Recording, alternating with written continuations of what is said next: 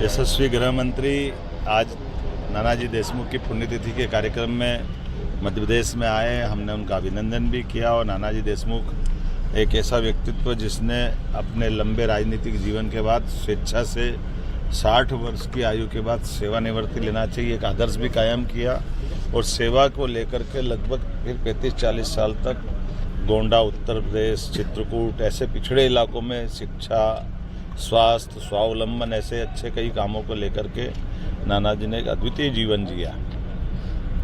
हमें गर्व है यशस्वी प्रधानमंत्री ने उनको भारत रत्न की उपाधि से भी नवाजा। यद्यपि उनका व्यक्तित्व तो और बड़ा था और अजात शत्रु थे, उनका कोई शत्रु नहीं, सब पार्टी के लोग उनका सम्मान करते थे। मैं एक और अवसर पर हमारे सरकार के उस निर्णय का कोर्ट से भी समाधान हुआ है कि BRTS को अगर कठिनाई होती है तो इस संबंध में कोर्ट ने निर्णय दिया है कि हम BRTS के बजाय इसका यातायात को व्यवस्था की दृष्टि से खासकर चौराहों पर ओवरब्रिज बना करके यातायात की सुगमता के लिए इस पे काम करेंगे और मुझे इस बात का संतोष है कि हाईकोर्ट ने भी हमारी बात सर, यूनियन कार्बाइड का भी क्लियरेंस मिल गई सुप्रीम कोर्ट से। ये कांग्रेस के पाप थे।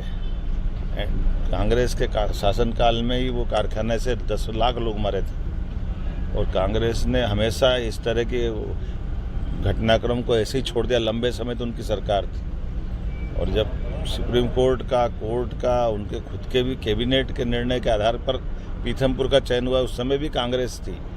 कांग्रेस ने ही लाइसेंस दिया, भारत सरकार से लाइसेंस मिलता है, मनमोहन सिंह सरकार ने लाइसेंस दिया।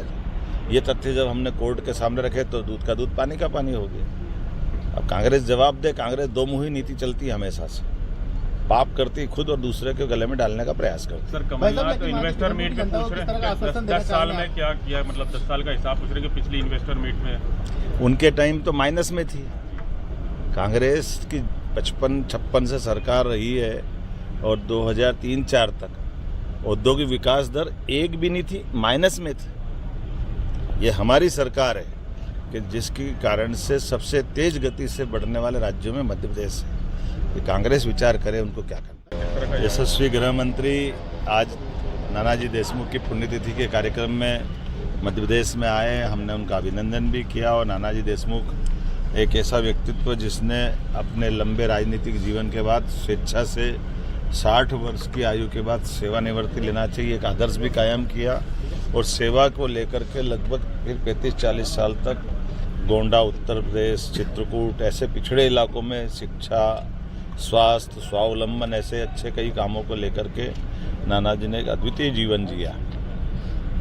हमें गर्व है यशस्वी प्रधानमंत्री ने उनको भारत रत्न की उपाधि से भी नवाजा। यद्यपि उनका व्यक्तित्व तो और बड़ा था और अजात शत्रु थे, उनका कोई शत्रु नहीं, सब पार्टी के लोग उनका सम्मान करते थे। मैं एक और अवसर पर हमारे सरकार के उस निर्णय का कोर्ट से भी समाधान हुआ है कि BRTS को अगर कठिनाई होती है तो इस संबंध में कोर्ट ने निर्णय दिया है कि हम BRTS के बजाय इसका यातायात को व्यवस्था की दृष्टि से खासकर चौराहों पर ओवरब्रिज बना करके यातायात की सुगमता के लिए इस पे काम करेंगे और मुझे इस बात का संतोष है कि हाईकोर्ट ने भी हमारी बात सर, यूनियन कार्बाइड का भी क्लियरेंस मिल गई सुप्रीम कोर्ट से। ये कांग्रेस के पाप थे। कांग्रेस के शासनकाल में ही वो कारखाने से 10 लाख लोग मरे थे और कांग्रेस ने हमेशा इस तरह के घटनाक्रम को ऐसे ही छोड़ दिया। लंबे समय तो उनकी सरकार थी और जब सुप्रीम कोर्ट का उनके खुद के भी कैबिनेट के निर्णय के आधार पर पीथमपुर का चयन हुआ, उस समय भी कांग्रेस थी। कांग्रेस ने ही लाइसेंस दिया, भारत सरकार से लाइसेंस मिलता है, मनमोहन सिंह सरकार ने लाइसेंस दिया। ये तथ्य जब हमने कोर्ट के सामने रखे तो दूध का दूध पानी का पानी हो गया। अब कांग्रेस जवाब दे। कांग्रेस दो मुही नीति चलती है हमेशा से, पाप करती खुद और दूसरे के गले में डालने का प्रयास करती। सर, कमलनाथ तो इन्वेस्टर मीट में पूछ रहे हैं 10 साल में क्या किया, मतलब 10 साल का हिसाब पूछ रहे हैं कि पिछली इन्वेस्टर मीट में उनके टाइम तो माइनस में थी। कांग्रेस की 55-56 से सरकार रही है और 2003-04 तक औद्योगिक विकास दर एक भी नहीं थी, माइनस में थी।